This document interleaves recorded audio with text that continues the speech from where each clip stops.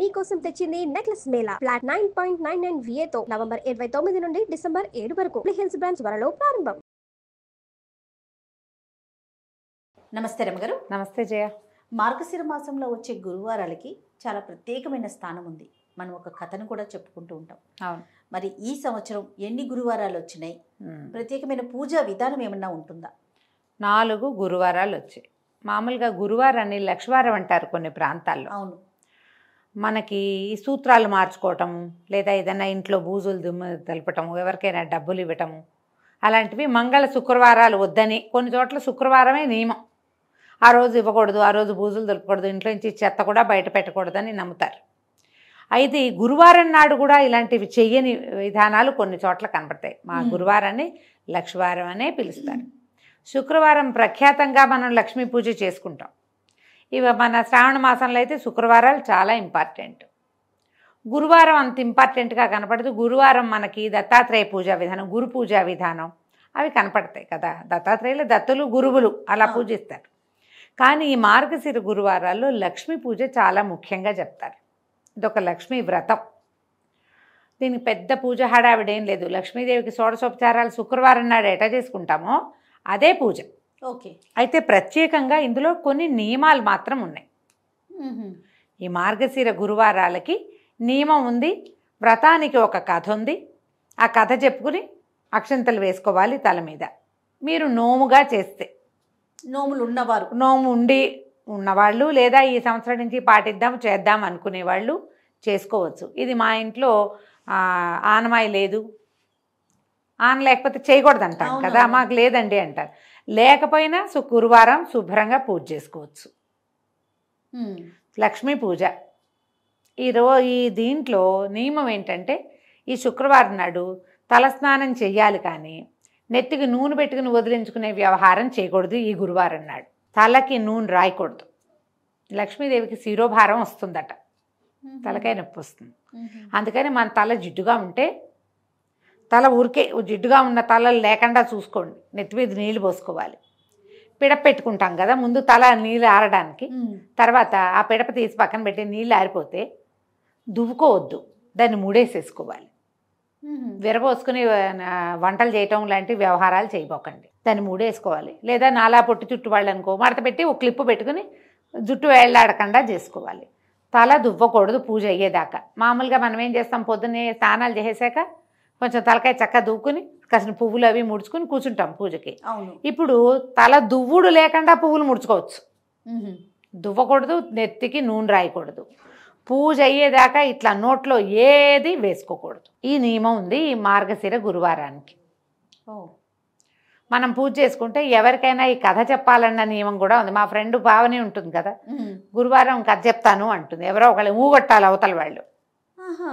వాళ్ళు ఒకళ్ళే ఉన్నారనుకో, ఇంట్లో ఎవరు లేరు, ఎవరికైనా ఫోన్ చేసి కథ చెప్తాను ఊగొట్టు అని కొట్టించాలి. ఆ కథ చెప్పాలి ఒకరికైనా. మీకు ఎంత అదృష్టం రమ్మగారు, కొన్ని లక్షల మందికి చెప్తా ఉన్నారు. చెప్తాను కదా నేను, నిజం రమ్మగారు, ఏటా చెప్తున్నాను నేను. గురువారం నాడు ప్లే అయ్యిందంటే ఇంకా అదృష్టం. ఊరికి ముందు వినేస్తే కాదు, ఆ రోజు వింటే. ఈ కథ నేను చెప్పే కదా మీరు హాయిగా విని అక్షింతలు వేసుకోండి, హ్యాపీగా సరిపోతుంది. ఇంకేం లేదు, కథే చెప్తాం. అలాగే రమ్మగారు. మీరు పొద్దున్నే ఏం చేయటం, తలస్నానం చేసేసి ఏమీ నోట్లో వేసుకోకుండా, ఇల్లు అవి శుభ్రాలు ముందే చేసుకుని తలస్నానం చేస్తాం కదా, ఇల్లు శుభ్రం చేసుకుని లక్ష్మీదేవికి మీకు ఆల్రెడీ ఇంట్లో ఉన్న విగ్రహమే స్వరూపమే ఉంచుకోవచ్చు, ఏం పర్వాలేదు. ఆవిడకి పూజ చేసుకోండి.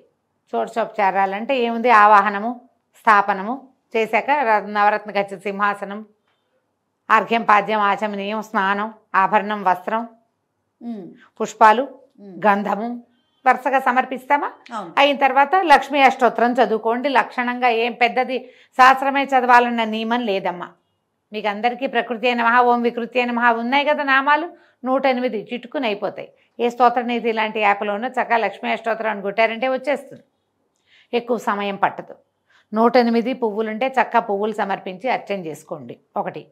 లేదా 108 పువ్వులు లేవు, కాసినే ఉన్నాయి పువ్వులు, ఓ చిటికెడు కుంకుమ పట్టుకోండి. నా వేళ్ళు చూడండి ఏం చేస్తున్నానో పట్టుకోండి. ఆ పట్టుకుని ఈ పుస్తకం చూసుకుని అది చదువుకోండి. అయిపోయాక ఈ కుంకుమ సమర్పించి దండం పెట్టుకోండి. స్తోత్రం అయ్యాక ధూపం, దీపం, నైవేద్యం. నైవేద్యానికి మనం వ్రతంగా చేసేటట్టయితే నియమం ఉంది. వారానికి ఒక్కొక్కటి చొప్పున చేసుకోవాలి. ఈ వారం ఇది, ప్రతి గురువారం వచ్చే వారం ఇది, ఇలాంటి లెక్క ఉంది, చేసుకోవచ్చు. లేదా మీకు అలవాట్లేదు, చేత కాదు, అవన్నీ చేయలేం, పాయసం చేసి పెట్టండి చక్కగా. క్షీరాన్నం చేయండి. సేమియా పాయసం, సగ్గుబియ్యం పాయసం చేయకండి. అన్నంతో బియ్య పాయసం చేసి క్షీరాన్నం చేసుకుంటాం కదా, పరమాన్నం అంటాం. ఇన్ని శనగపప్పు వేసుకోండి అందులో. ఆ బియ్యంలో శనగపప్పు వేసి శుభ్రంగా పాలు పోసి పాయసం వండేసుకోండి. అంత పాయసం అమ్మవారికి నివేదన చేయండి. తర్వాత కథ నేను చెప్తా కదా, చక్క అక్షంతలు చేత్తో పుచ్చుకుని కథ విని ఆ అక్షంతలు అమ్మవారికి కొన్ని సమర్పించి కొన్ని తల మీద వేసుకోండి. మార్గశిర గురువారం పూజ అయిపోయింది లక్షణంగా. అంతే. క్షీరాన్నం అంటే వచ్చినా రాకపోయినా క్షీరాన్నం అంటున్నారు. కాకుండా ఉంటే అసలు నియమం ప్రకారం ఏం చేసుకోవాలండి? మనం వ్రతంగా చేసుకుంటే ప్రాంతాల వారీగా తేడాలు ఉంటాయి జయ. వీటిలలో గోదావరి జిల్లాలో ఒక రకం. ఈ వ్రతాన్ని మనకు తెలిసైతే ఎక్కువగా వైజాగ్ ఆ ప్రాంతాల వాళ్ళు ఎక్కువ చేస్తారు. మార్గశిర గురువార వ్రతాలు అక్కడ ఎక్కువ. పులగం పెడతారు మొదటిది, తర్వాత ఏమో గారెలు రెండో వారం, తర్వాత కాదు అట్లు తిమ్మనం అంటారు, అట్లు పోస్తారు. అట్లు పోసి తిమ్మనం అని చేస్తారు. తిమ్మనం అంటే ఈ బియ్యం కొంచెం నానబెట్టి కొబ్బరి బియ్యం గ్రైండ్ చేసి పాయసంలాగా ఫిర్నీ అంటారు దాన్ని, చేసుకోవచ్చు, బాగుంటుంది. అట్లల్లోకి నలుచుకునేందుకు అది పెట్టుకుంటారు. తర్వాత ఏమో గారెలు, చిత్రాన్నము, అప్పాలు, పాయసము ఇలా చేస్తారు. వారానికి ఒకటి. ప్రాంతాల వారీగా ఖచ్చితంగా తేడాలు ఉంటాయి. అయితే మామూలుగా చూడు, శ్రావణ శుక్రవారాలు 4 వారాలే కదా, ఈ గురువారాలు 5 చేయాలి. 5 ఎట్లా చేస్తాం? 4 వారాలేమో మార్గశిరంలోనే, 5వది పుష్యమాసంలో వచ్చే గురువారాన్ని 5వసారి చేసుకుంటారు. 5వ వారంతో సంవత్సరం పూర్తయిపోతుంది. మళ్ళీ వచ్చే సంవత్సరం మీకు ఆసక్తి ఉంటే ఏటా చేసుకోవచ్చు. దీని ఉద్యాపన వ్యవహారం ఇది కూడా ప్రాంతాల వారీగా కొంచెం తేడాలు ఉంటాయట. కానీ మనం నోముగా పెట్టుకోకపోతే ఏటా చేసుకోవచ్చు. మార్గశిరంలో ఇంకా పెద్ద విశేషంగా పూజలు కనపడవు కదా మనకి, అందుకని శుభ్రంగా గురువారం పూజ చేసుకోవచ్చు కదా హాయిగా. కథ ఎలాగో మనం చెప్తాం కదా, ఇంతే పూజ. మీకు అవకాశం ఉన్నవాళ్ళు చక్కగా చేసుకోండి. మీ ఇంట్లో ఉంటే మానేయకుండా చేసుకోండి. మీకు ఈ కథ, ఈ కమామేషు నచ్చితే లక్షణంగా చేసుకోండి. ఏ భయమో లేదు. నేనైతే ప్రతి గురువారం పాయసం చేసి పెడతా. పావని దగ్గరే విన్నా, నాకు నచ్చింది, తినడానికి బాగుంది. ఏం పోయింది? మార్గశిర మాసం లక్ష్మీ పూజ మన ఇంట్లో ఉండాల్సిందేననేమీ లేదు. శుక్రవారం చేసుకుంటాం ఎలాగూ లక్ష్మీ పూజ, గురువారం కూడా చేసుకుంటాం. అధికస్య అధికం ఫలం, అంతే, తప్పేముంది. అందుకని నేను ఈ అలవాటు చేసుకున్నా. మీకు ఎవరెవరికి ఆసక్తి ఉంటే, ఒకవేళ ఓ గురువారం కుదరలేదనుకో, నా సంగతే చెప్తున్నానమ్మా, మీ సంగతి కాదు.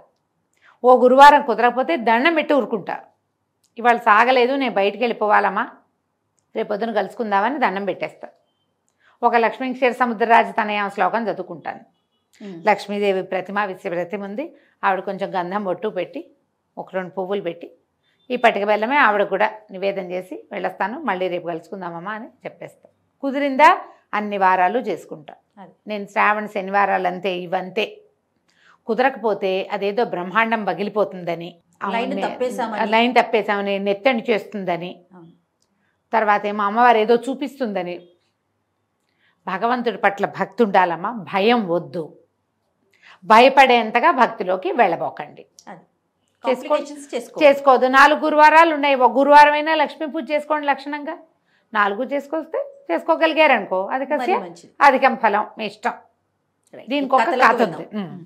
పూర్వం అట ఒక బ్రాహ్మణ కుటుంబం ఉండేది. ఆయనకి మొదటి భార్య గతించింది. ఆ మొదటి భార్యకి సుశీల అని ఒక చిన్న పిల్ల ఉండేది.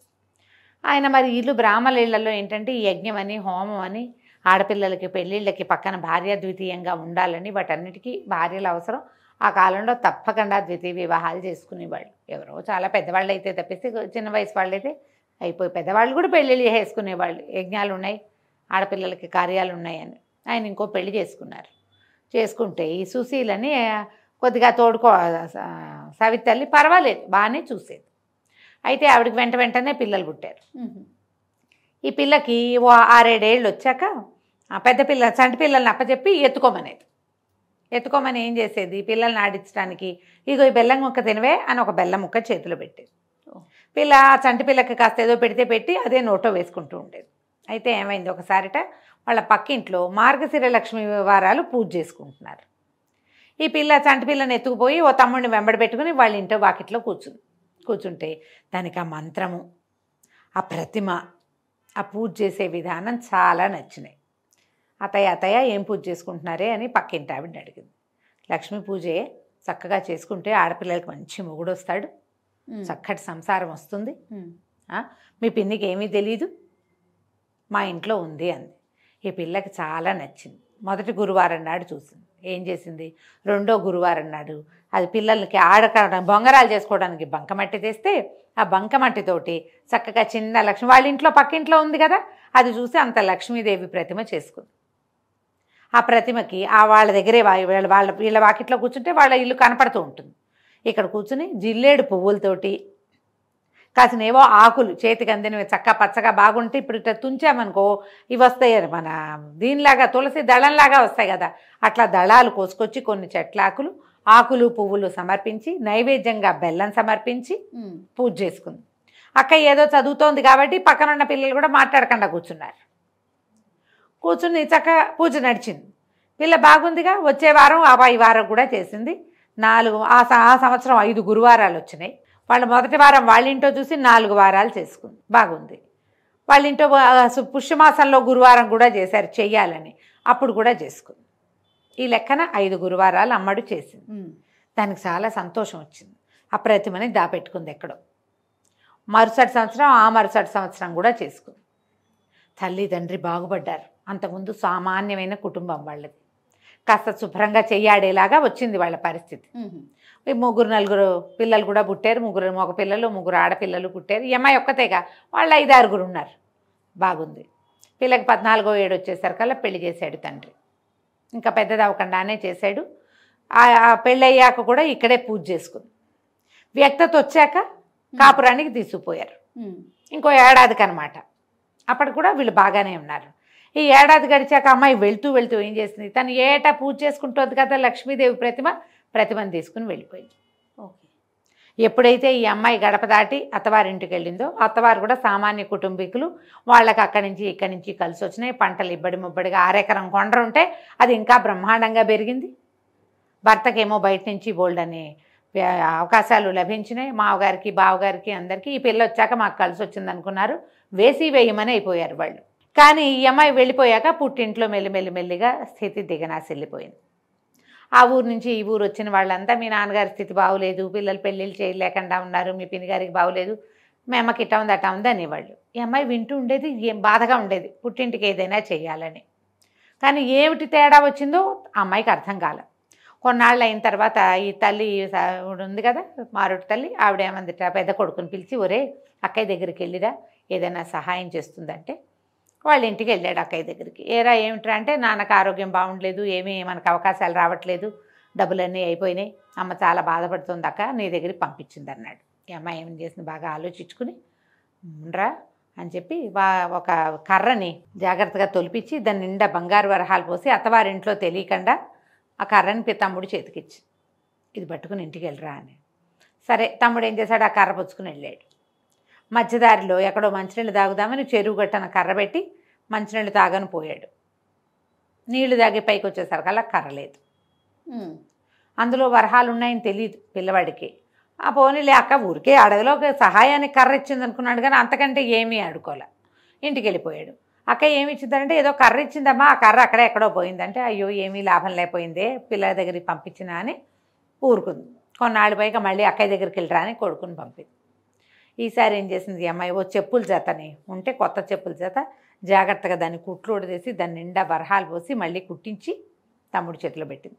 ఇంటికి జాగ్రత్తగా పట్టుకెళ్ళి అమ్మ చేతికి ఇవ్వరా అని. వాడేం చేశాడు, ఆ పిల్లవాడు వెళ్తూ చెరువు గట్టను చెప్పులు చెరువు గట్టను పెట్టి, మరి అంతంత దూరాలు నడవద్దు, మంచినీళ్ళు తాగడానికి దిగాడు. మళ్ళీ పైకి వచ్చేసరికి చెప్పులు లేవు. అయ్యో, సలీస్గా అక్కడ పెట్టుంటే ఎవరో తీసుకుపోయారు. అదే అయిపోయింది. మళ్ళీ ఏమైంది, మూడోసారి మళ్ళీ వచ్చాడు. మూడో మాట వచ్చాక అమ్మాయి ఏం చేస్తుంటే, ఒక గుమ్మడి పండుని పైన ఇట్లా ముచ్చుకుందిగా, ముచ్చుకు దగ్గర ఇట్లా కోసి గుండ్రంగా తీసేసి లోపల గింజలన్నీ బయటికి జవరేసి దాని నిండా బంగారు కాసులు పోసి ఈ గుమ్మడికాయ పెట్టి జాగ్రత్తగా పట్టుకెళ్ళు, ఎక్కడ పెట్టబాక అని పదే చెప్పింది. సరే మంచినీళ్ళు తాగడానికి కూడా ఇట్లా చేత్తో పుచ్చుకునే నీళ్లు తాగాడు వదల్లా. కాకపోతే వాడికి అలా వెళ్లాల్సి వచ్చింది పక్కకి. మరి తిండి పదార్థం కదా, ఏం చేస్తాడు, దాన్ని ఒక గట్టు మీద ఒక చోట ఎక్కడో పెట్టి చెట్టు కింద వాడు కొంచెం పక్కకి వెళ్ళాడు. మళ్ళీ వచ్చేసరికల్లా ఎవరో దారిని పోతున్న పాంధుడు ఎవడో, ఇది బాగుంది కదా, పదుకులు రోడ్డు మీద నడిచిపోయే వాళ్ళు ఉంటారు, గుమ్మడికాయ చక్క నవనవలాడుతూ చెట్టు కింద పెట్టుందని ఎవరో తీసుకుపోయారు. ఈ పిల్ల అనుకుంది, ఏం చేసినా వీళ్ళకి వనగుట్టలేదే నాన్న వాళ్ళకి అని చెప్పి ఏమంది, తల్లిని పాయింట్కేరా, మార్గశిర మాసం వస్తుంది, నేను నువ్వు నోచుకుంటాను, నాతో పాటు నువ్వు కూడా చేద్దు కానీ అని చెప్పి తల్లిని పిలిస్తే మొదటి వారం ఏం చేసింది, పిల్లలకి తలకి నూనె రాసేసుకుంది తల్లి. నూనె రాసుకోకూడదు అమ్మ ఏం చేసింది, సరే తనే నోచుకుంది, అయ్యో మా అమ్మ కుదరలేదని. రెండో వారం ఏం చేసింది, పిల్లలకి చద్దెన్నాలు పెడుతూ ఒక ముద్ద ఉప్పు సరిపోయిందో లేదో మజ్జిగ అన్నపు ముద్ద నోట్లో వేసుకుంది. చద్దన్నము తినకూడదు, అసలు ఏది తినకూడదు, అన్నం నోట్లో వేసుకుంది. ఇప్పుడు ఏం చేస్తుంది, కుదరలేదు. ఇక మూడో వారం ఏం చేసింది, తల్లిని ఒక తీసి ఒక గొయ్యల్లే ఉంటే వాళ్ళకి పక్కన కాస్త మొక్కల దగ్గర కాస్త ఖాళీగా ఉంటే ఈ గోతులో కూర్చో, పైకి రావద్దు, నా పనులు చేసుకుని నేను పూజకు ఏర్పాటు చేసుకునేదాకా ఇక్కడే ఉండమ్మా అని తల్లి లోపల కూర్చున్నది. సరే చెప్పిందిగా కూతురు. కాసేపటికి ఏమైంది, పిల్లలు ఎవరో అరటిపళ్ళు తింటూ తొక్క అక్కడ పడేశారు, ఈవిడ ఒక్కతే కూర్చుని ఉంది, కాలక్షేపం లేదు. ఆ అరటి తొక్క లోపల మనకి చక్కెరకేళీలకి లోపల తెరలాగా ఉంటుంది, అది రుచిగా ఉంటుంది, అది ఎత్తి నోట్లో వేసుకుంది తల్లి. కూతురు వచ్చి పని అంతా అయ్యాక, అమ్మ రావే పూజ చేసుకుందామంటే, ఏం రావే, అరటిపండు తొక్క లోపలిది తిన్నానే అంది. మూడో వారం కూడా పోయింది, ఎందుకో అమ్మవారు ఒప్పుకోవట్లేదు మా అమ్మ పూజని. మా అమ్మాయికి చాలా బాధగా ఉంది. నాలుగో వారం ఏం చేస్తుంది, నువ్వు నాతోటే ఉండు అని తల్లిని తన చెంగుని కట్టుకుని తల్లి చేయి తను ఎటు వెళ్తే అటు తిప్పుకుని ఆవిడని ఏ పని చేయనివ్వలా, ఎక్కడా చూడనివ్వకుండా ఉంచుకుని తల్లితో సహా పూజ చేస్తే సాయంకాలం అమ్మవారి దర్శనం కనపడితే అమ్మాయి బాధపడింది, మా పుట్టిల్లు ఇట్లా అయిపోయింది, మా అమ్మ పూజ ఎందుకో నువ్వు ఒప్పుకోలేదు, ఇవాళ జాగ్రత్తగా చేయించానంటే, చిన్నప్పుడు నువ్వు తన దగ్గర ఉన్నప్పుడు మీ అమ్మ నిన్ను చీపురుతో కొట్టింది, అందుకని తన పూజ నేను తీసుకోలేదు, మీ అమ్మతో మళ్ళీ చేయించు అని చెప్తే సరేనని అమ్మాయి ఏం చేసింది, 5వ వారం తనతో పాటు మామూలు పూజలో ఉంచుకుని ఏదో కొంచెం తనకు కలిగింది ఇచ్చి పంపించి, అమ్మ వచ్చే ఏడాది శ్రద్ధగా చేసుకుందు కానీ నేను ఎక్కడికైనా వస్తా, నువ్వు ఎక్కడికైనా వద్దు కానీ మరుసటి సంవత్సరం 5 వారాలు తల్లితో సాంగంగా పూజలు చేయించి, దీని నియమం ఉంది కదా, నెత్తికి నూనె రాసుకోకూడదు, తలకాయ దూకోకూడదు పూజకి, ఇది నియమం పెట్టుకోవాలి. తర్వాత ఏమో ఏమీ తినకూడదు. ఈ నియమం ఉంచుకొని వాళ్ళ ప్రాంతపు ఆచారం ప్రకారం చిన్నప్పుడైతే బెల్లం ముక్కే నివేదన పెట్టింది, ఇప్పుడు చక్కగా వారం ఒకరోజు పులగము, ఓసారి అట్లు తిమ్మనము, ఓసారి గారెలు పాయసము, గారెలు చిత్రాన్నము, పాయసము అప్పాలు ఇట్లా చేసి పెట్టి 5 వారాలు పూజ చేయించుకుని తర్వాత వాళ్ళకి సిరెక్కింది, వీళ్ళకి అమ్మాయికి సంతానం కలిగారు, అమ్మకి కూడా కుమారులకి కుమార్తెలకి వివాహాలు అయ్యి వాళ్ళ పరిస్థితులు కూడా బాగుపడ్డాయి. లక్ష్మీ పూజని శ్రద్ధగా చేయాలి, ఆమెకి శుభ్రత కావాలి, ఆమె మీదే తదేక దృష్టి ఉండాలి. ఈ 2 దీంతో పాటు ఇంట్లో పోట్లాట గొడవ ఇలాంటివి ఉండకూడదు. మీరు ఎంత శాంతంగా ఉంటే, ప్రశాంతంగా ఉండటం వల్లే సంపదలు వస్తాయి. మీరు హైరాణ పడ్డ కొందికి లక్ష్మీదేవికి నచ్చదు, తొందరపాటు పనులు పనికిరావు ఆమె దగ్గర. మీ అవకాశాన్ని బట్టి ఈ పూజ చేసుకోవటం, తర్వాత ఈ కథ చెప్పుకుని, కథకి ఏం చేయాలంటే అక్షతలు పట్టుకుని కథ విని కథ చెప్పుకుని, లేకపోతే ఆ అక్షతలను కొన్ని అమ్మవారికి సమర్పించి కొన్ని మన తల మీద వేసుకోవాలి. ఇంట్లో పిల్లలుంటే అందరి తలల మీద వేయండి. పూజ చేసుకునే వాళ్ళు మాత్రం ఏమీ తినకుండా పూజ చేసుకోవాలి. అందుకని మిట్ట మధ్యాహ్నం 12 దాకా ఆగకుండా పొద్దున్నే పెందరాళ్ళే పూజ అది చేసుకుంటే ఆకలికి పేగులు ఉండచుట్టుకుపోతాయి, ఒక్కొక్కసారి ఆకలి వేస్తుంది, మరి పూజ ఏం సాగుతుంది. అందుకని పెందరాళ్ళే పూజ చేసేసుకుంటే సరిపోతుంది. ఈ మార్గశిర గురువారాలు లక్ష్మీ పూజకి అనువైనవి కాబట్టి కథ చెప్పుకున్నా చెప్పుకోపోయినా, నైవేద్యం ప్రత్యేకంగా చేసినా చేయకపోయినా, శుక్రవారం చేసుకునే పూజని గురువారం నాడు కూడా చేసుకోండి. అంతే. దీనివల్ల లక్ష్మీ ప్రసన్నత కలుగుతుందని బోలెడన్ని వ్రతాల్లో చెప్పబడింది. మనకు అవకాశం ఉంది కాబట్టి ఎన్ని వారాలు కుదిరితే అన్ని వారాలు చేసుకుందాం. సంతోషం. నమస్తే. నమస్తే చెయ్యి.